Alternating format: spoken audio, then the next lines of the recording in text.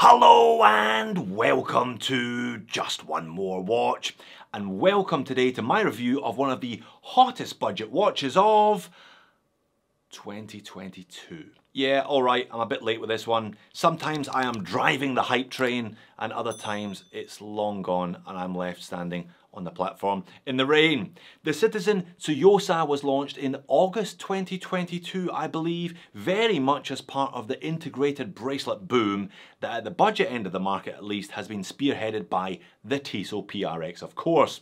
And just like the PRX, it's available in a bunch of different colours and it won't send you bankrupt. In fact, you can buy an automatic Tsuyosa for the same price as a quartz PRX. Does that mean that in fact this Citizen is better than the PRX? Let's flip the camera and find out. Let's kick off then as normal with a look at the packaging. Now, one thing to note, I normally praise Citizen for their 5-year warranty, but not today. I'm sure this watch has that warranty elsewhere, but this model is not officially available through Australian authorised dealers, so you have to get it from overseas. Therefore, it only comes with a 1-year international warranty. Now, this watch is used, that warranty has already expired, but you know, considering it normally comes with 5, I don't feel particularly nervous. This one came from a dealer in Hong Kong, as you can see. The model reference is NJ0150-81Z, and Citizen proudly tell you that this watch contains their caliber 8210. I'm not sure how proud of that they actually should be though. I will talk about the movement later. I suppose it's fine considering the price tag. Which segues me neatly onto the price tag. eBay.com seems to be the place to go for these, and as you can see, most of them are shipping from either Hong Kong or Singapore, so it seems Australia isn't the only jurisdiction not to get direct access to the Tsuyosa, meaning strength in Japanese, by the way. Prices from $250 upwards depending on the colour version. Plenty of colour versions to choose from. There's fade dials, there's plain black, there's plain white, there's green, there's two tones. But you know me, I love bright colours, hence why I went for the yellow. Yellow's a bit more expensive, $280 plus, links in the description of course. Now for considerably more money than that, there's a new range of Pantone colour versions. They do look great, particularly that red one, but do bear in mind you're paying almost 50% more for one of those. So maybe wait for the price to go down, or do what I did and buy used. I paid $350 Aussie for this one, so used prices are actually quite firm. It's clearly a model that, if not still piping hot, is definitely better than lukewarm. Now, the reference point today is clearly the Tissot PRX because it is the most popular, affordable watch with an integrated bracelet, and it has similar overall proportions to this one, but one quick look at the Citizen next to the Tissot and you can see they're operating at different ends of the integrated bracelet spectrum. Unlike the PRX's flat links, this one effectively has an integrated President. If you're not familiar with the President bracelet, it's basically a 3-link Jubilee with really big links. I think that's the best way to put it. So similar to the PRX, but very different. This one has a very different on-wrist experience as well, as you'll see in just a second. But first, let's do dimensions. Now, I measured this one not at 40, but at 39.7mm in diameter. It is a very reasonable 11.7mm thick though, and has a compact 44.8mm lug tip to lug tip. Lug width not applicable today because of the integrated bracelet, but weight most definitely is. This one comes in at 128 grams, sized up for my 7-inch wrist, only a few grams heavier than the quartz PRX. Crystal is flat sapphire, which is great to see from a big Japanese brand under 300. It's been a slow creep, but it is now becoming far more of a standard inclusion than it used to be. Water resistance is 50 meters from a push-pull crown, and we already know the movement. It's a Miyota in-house caliber 8210. I say in-house because Citizen owns Miyota, so it's in-house in the way that ETAs are in-house for the Swatch Group because Swatch Group owns ETA. 21 joules hand winding, but not hacking. Roughly 40-hour power reserve. Not my favourite movement in the world though, because the rotor only winds in one direction, leading to a little bit of noise and a little bit of wobble under certain circumstances, but at least they are accurate and reliable. This one coming in at around +7 seconds per day on my time grapher, which is kind of normal for these 8000 series. Case finish, there's actually plenty going on with this one. High polished curved sides, there's a high polished chamfer, and there's a linear brush to the upper flat surfaces that face you, and a 2-stage high polished bezel as well. Kind of funny side profile. Midline, but there's a lot sticking out below the midline. Doesn't really affect how it wears though, as you'll see in just a second. The crown though is tiny and it's at the 4 o'clock. That's your first heads up about the moans and niggles section. It's kind of like an old Seiko 5 crown, really nicely integrated and discreet, but a pain in the ass if you actually want to use it.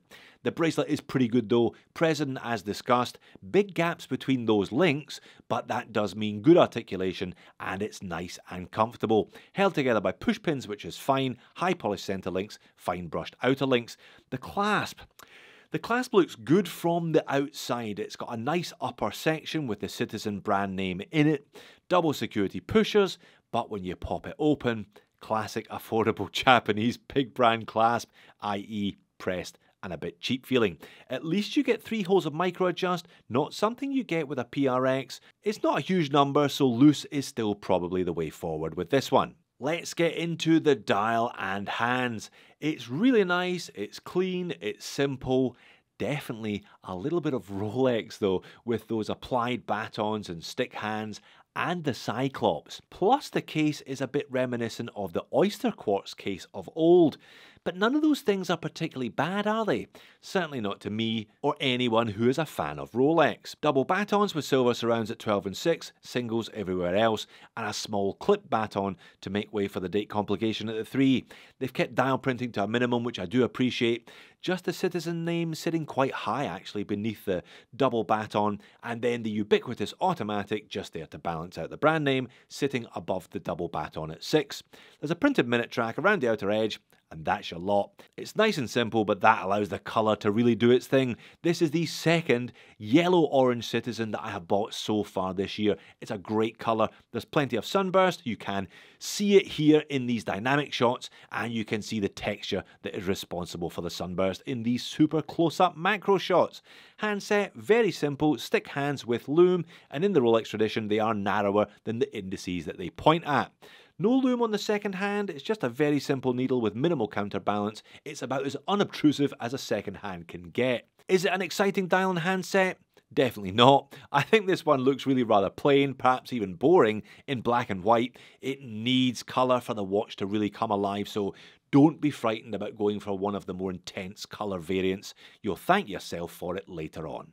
On wrist it wears rather well. Some integrated bracelet watches, when done badly, feel like you're wearing a handcuff. They wrap around the wrist rather than conforming to it. But because the Citizen has a president that just happens to be integrated, it's actually really comfortable. And there's a little bit of chunk to those links. They're nice and thick. It feels like it's got more heft to it than the Tissot, even though it actually doesn't. Plus you have adjustment, albeit minimal adjustment, from that clasp, which is something you don't get with a Tissot. There doesn't seem to be any undercoating to the sapphire, and it is flat, so you do get the occasional bounce back with a wrist roll, but it looks good, and the simple dial and hand layout aids with legibility. And that's the pocket shot to finish. I did say you would probably end up wearing this one loose, and that's exactly how I have chosen to wear it. The crown may be fiddly, but there's no chance of it digging into the back of your hand, that's for sure. And this one is a great summery colour, just in time for the summer. Moans and niggles then, well, I've already covered the warranty. I don't think it's a deal breaker, the 1 year international, but obviously it's not quite as nice as the 5 you get buying from your local AD, unless of course you're in Singapore and Hong Kong, that is. 50 metres of water resistance is 50 less than I would like, but in practical terms, it's fine. The crown is unsigned, which I will forgive, but it is very fiddly. I keep my nails short, which makes it even harder. It's okay setting the watch, but it's a pain changing the date. If you're wearing this as a daily, it's not so much a problem, but if it is a rotation piece, that's going to wear thin eventually. And the Lume is rubbish. Citizen use Natu Bright, their own in-house Lume, just like Casio's Neo Bright and Seiko's Lume Bright. Do you think they're trying to convey a certain message with those names? Now, it may be bright initially, but when I turn the speed up on it, it's gone halfway through my test. That is really pretty poor. $250 plus. I would still have expected more from the Lume than that. And of course you have the final problem with all integrated bracelet watches. The bracelet is integrated. So all of those nice 20mm lug width straps you paid a fortune for over the years will be staying in your strap box with this one. Let's bring in the Tissot once more and answer the question, is the Citizen better? Well, it's certainly cheaper, much cheaper. The automatic Citizen is cheaper even than the quartz PRX. And I've always said I don't rate the PRX enough to pay twice for the auto what you pay for the quartz, hence why the watch in your picture is mine and it's quartz. Plus the Citizen has sapphire, it's well made, it has a basic but perfectly usable movement, so it's certainly better value and not just cheaper. And some of the available colour combinations are really good, particularly the fade dials and the bright colours.